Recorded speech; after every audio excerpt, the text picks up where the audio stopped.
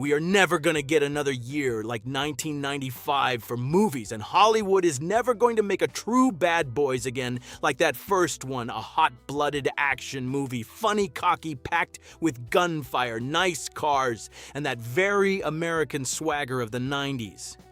But the cast's real lives were nowhere near as glamorous as they looked on screen.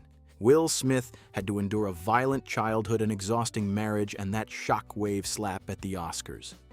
Martin Lawrence got tied up with lawsuits and a heat incident that nearly killed him. And Joe Pantoliano had to battle depression, addiction, and a very long road back. So after Bad Boys, what did their lives really look like? How did they fall? And how did they get back up? And make sure you stay till the end, because I saved 5 behind-the-scenes facts wild enough to open up a whole other video just from this movie. You ready? Number 1, Martin Lawrence as Marcus Burnett. Some faces only need to show up and the whole 90s come rushing back. And Martin Lawrence is one of those people. He was born in 1965 in Frankfurt, grew up around Washington, D.C., started out in boxing before turning to stand-up comedy.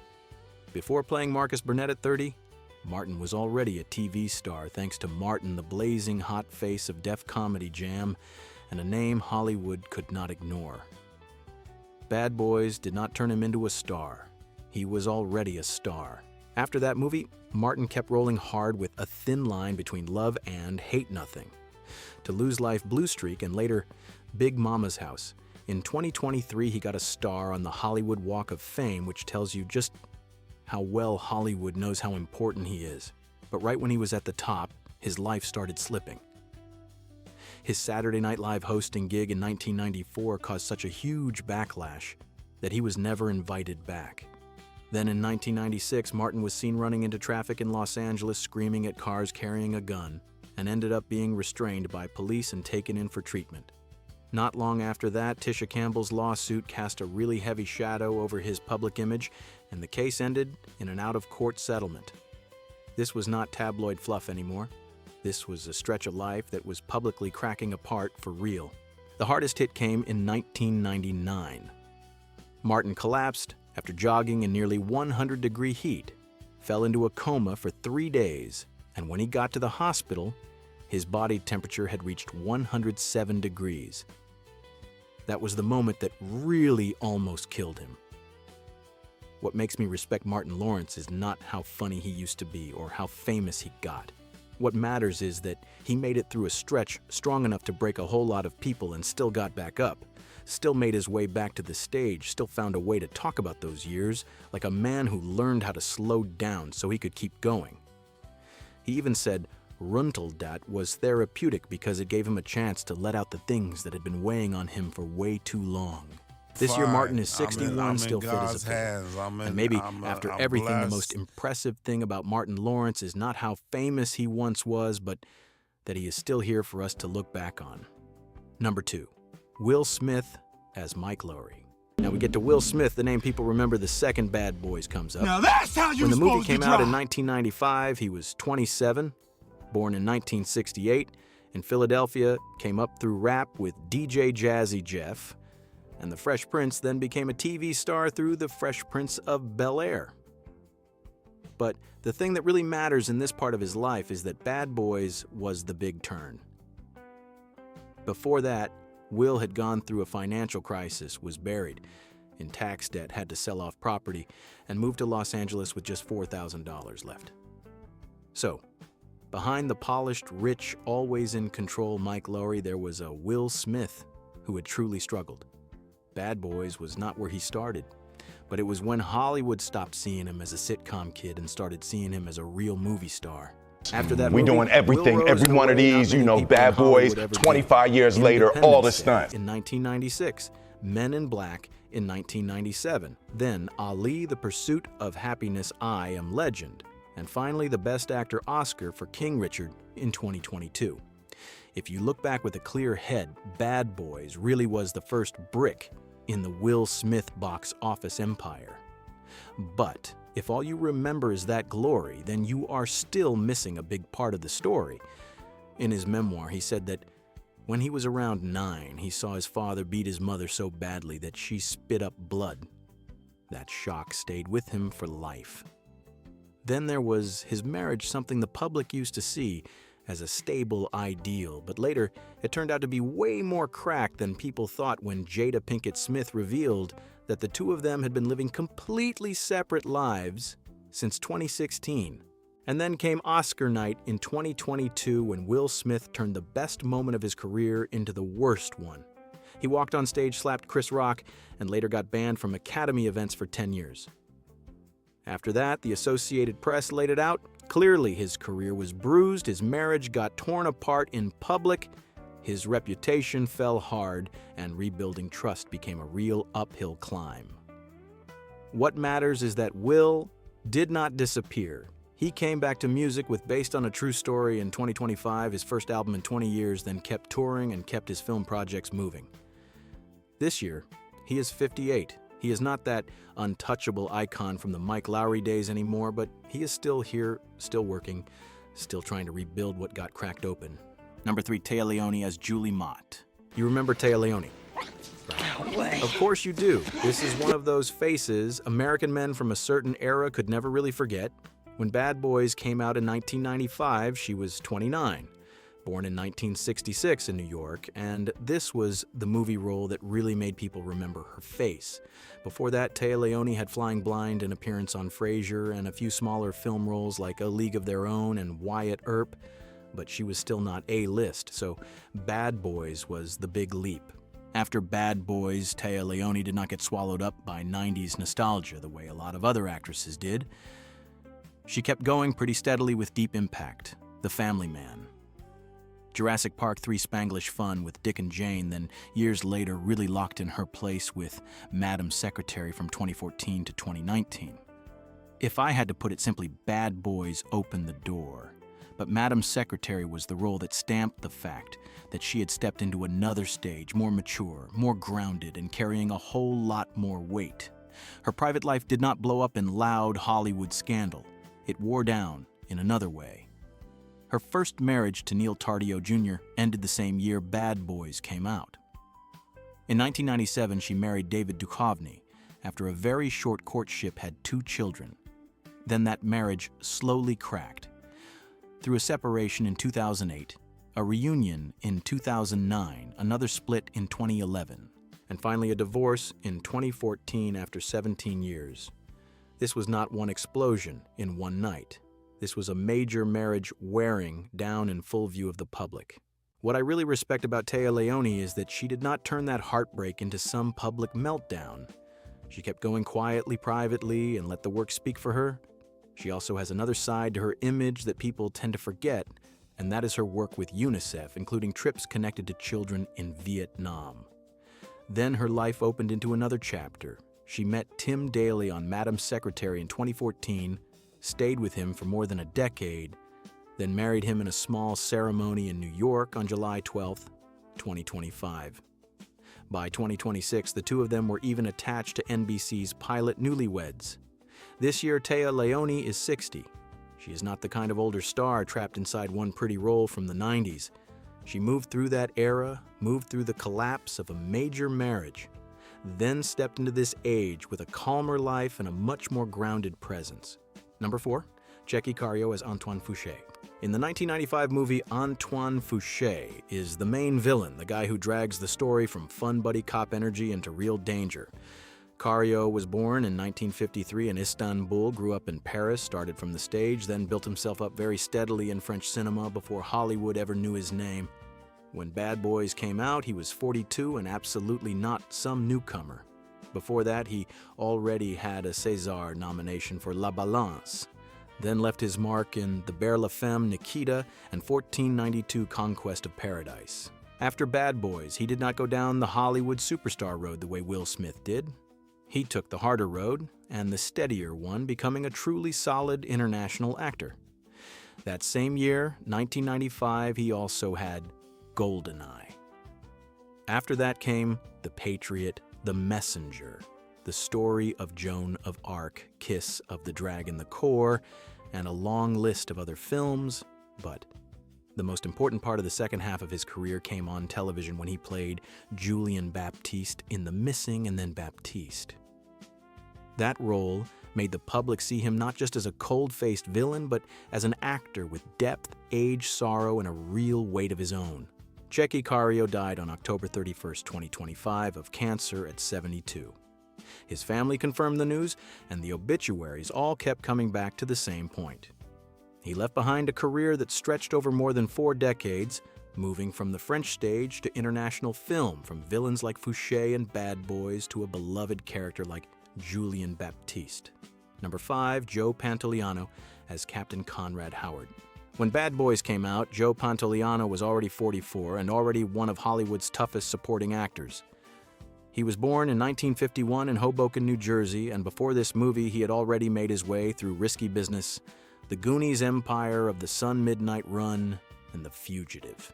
Put simply, Bad Boys did not build Joe Pantoliano's name, it just stamped one more very clear mark onto a career that was already rock solid.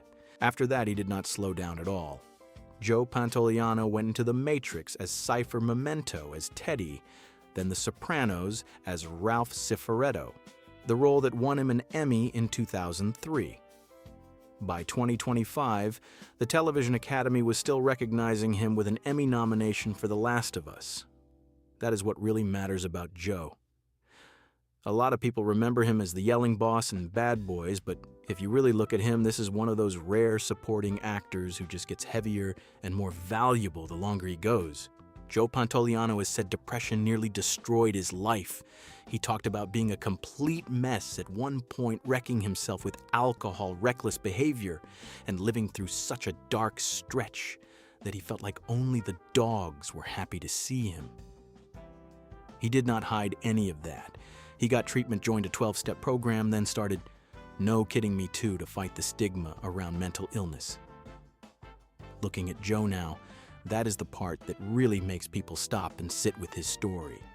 A man who spent his whole life playing hard-faced guys ended up leaving one of his strongest marks by daring to name the darkest part of his own life out loud. His life has had real collisions too. In 2020, Joe was hit by a car while walking near home and suffered a concussion and chest injuries. The civil case that followed was settled in 2023. This year he is 75, still working. Still remembered for Bad Boys, The Matrix, Memento, and The Sopranos. Number 6, Teresa Randall as Teresa Burnett. Teresa Burnett. That is the role tied to Teresa Randall through the first 3 parts of the Bad Boys franchise from 1995 to Bad Boys for Life in 2020. Teresa Randall was born in 1964, so when the first movie came out, she was 31, and this year she is 62. Before Bad Boys, she was not a new face.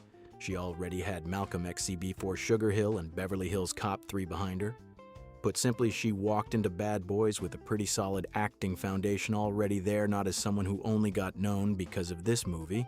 In 1996, she also got a rare leading role in Spike Lee's Girl 6, then kept showing up in Space Jam and Spawn. But after the late 90s, Teresa Randall's career clearly slowed down and her roles became a whole lot more sparse. The most striking part of Teresa Randall's story is not the early stretch. It is what came later. After years of almost fading out of Hollywood's main orbit, she came back in Bad Boys for Life in 2020. Sadly, it felt more like a late return than a new breakthrough. By 2023, both Variety and the Los Angeles Times had confirmed she would not be back for Part 4, and the role of Teresa Burnett went to Tasha Smith.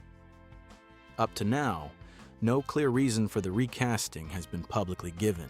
That is a very notable detail because she was one of the faces that had been with the franchise since day one. The last 2 years are the part that really changes how people look at Teresa Randall. In October 2024, the Los Angeles Times reported that LAPD had detained her after an incident involving suspected felony assault, but she was not charged in the end. Then in March 2026, Entertainment Weekly reported that she was detained again on suspicion of felony domestic violence, then released 2 days later because there was not enough evidence. That made it the second time she had been detained in less than 2 years. So if you really look at Teresa Randall today, it is a pretty sad story. An actress who used to show up regularly in American movies in the 90s, then watched her career cool off. got replaced in the very franchise most tied to her, and in recent years has ended up in the news more for legal trouble than for work. Number 7, Marg Helgenberger as Captain Allison Sinclair. When she showed up in Bad Boys, Marg Helgenberger already had an Emmy. She was born in 1958 in Nebraska, so when the movie came out in 1995, she was 37. Before that, she had already gone a pretty long way on American television with Ryan's Hope, then won an Emmy in 1990 thanks to China Beach. So Bad Boys was not where Marg Helgenberger got discovered. It was just one more stop for an actress who already had real skill and a real name. If you look at her whole career, the name most tightly tied to Marg Helgenberger is still Catherine Willows from CSI. She held that role from 2000 to 2013, came back in CSI Immortality in 2015, then kept going with CSI Vegas from 2022 to 2024.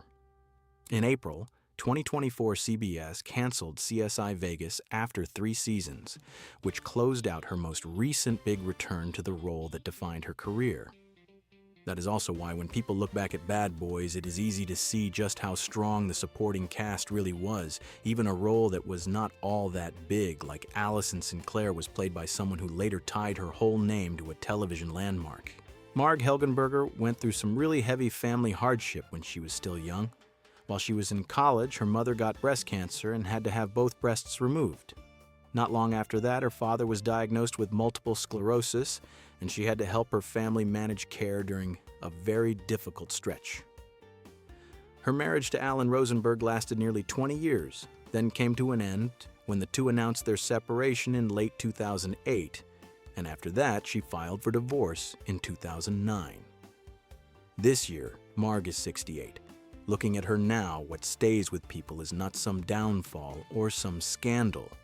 It is a steady career, a private life that took real hits, and a woman who still kept her place after all these years. Number 8, Nestor Serrano as Detective Sanchez. Nestor Serrano played Detective Sanchez in Bad Boys in 1995. When the movie came out, he was 40.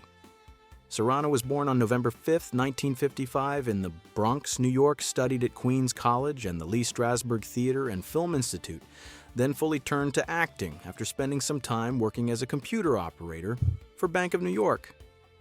Bad Boys was not where he started. Before that, he had already built a pretty solid stretch of work in off-Broadway theater, then moved through The Money Pit, Lethal Weapon, 2 and a bunch of other supporting roles before showing up in this movie. Looking back at Nestor Serrano's whole career, what stands out is not that he had some huge breakout. It is that he lasted. After Bad Boys, he kept showing up in The Negotiator, Runaway Jury, The Day After Tomorrow, Secretariat, and a lot of other movies. Television was even heavier with names like 24, Dexter, Homeland, Banshee, FBI, and Walker Independence. If audiences remember him for something outside Bad Boys, the role that probably jumps out first is Navi Araz in 24. He is the kind of supporting actor Hollywood uses for decades because his face is tough enough, believable enough, and always rock solid in authority roles or characters who are not easy to deal with. Nestor Serrano does not have the kind of loud public scandal record some of the other Bad Boys cast members do. The heaviest detail in his life is family. In 2010, he said his daughter Amelia had cerebral palsy, had to be tube-fed, needed regular respiratory treatment, could not speak, and could not walk. Serrano himself called that diagnosis devastating. This year, he is 71, and what stays with people about his name is not some fall or some scandal. It is a very steady supporting actor who made it through decades of American film. Number 9, Julio Oscar Mechoso as Detective Ruiz. Julio Oscar Mechoso played Detective Ruiz in Bad Boys in 1995. When the movie came out, he was 40. Mechoso was born in 1955, was a Cuban-American actor, and grew up in Miami. He did not walk into Bad Boys as a newcomer because before that he had already built a pretty solid run in television and film from Que Pasa, USA to Miami Vice Seinfeld and a lot of other supporting roles. Put simply, Bad Boys was just one link in a career that had already been moving steadily. Looking back at Julio Oscar Mechoso's whole path, the most memorable thing is how steady he was.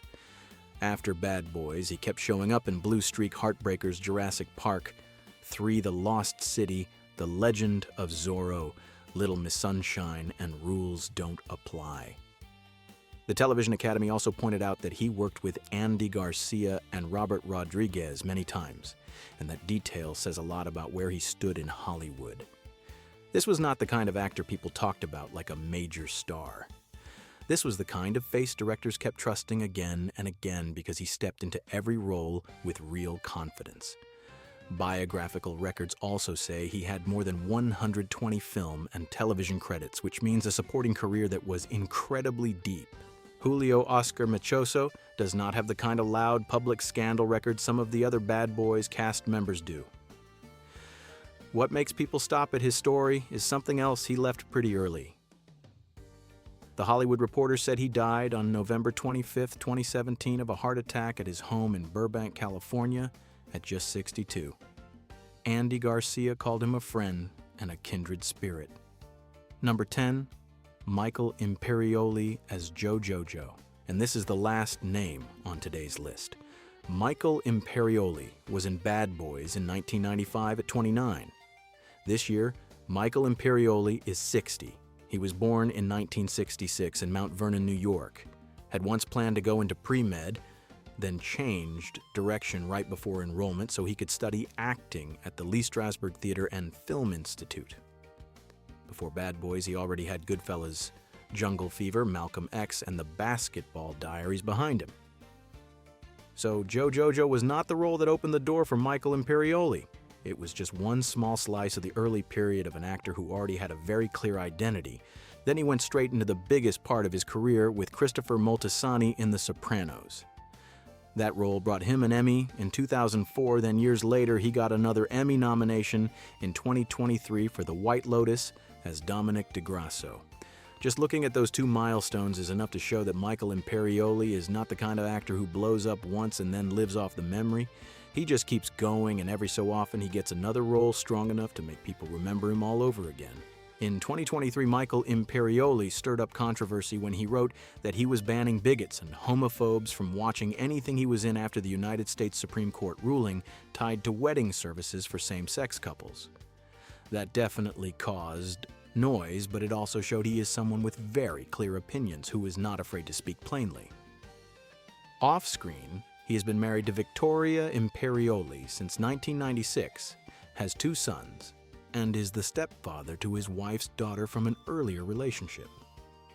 The two of them also opened a bar together in New York.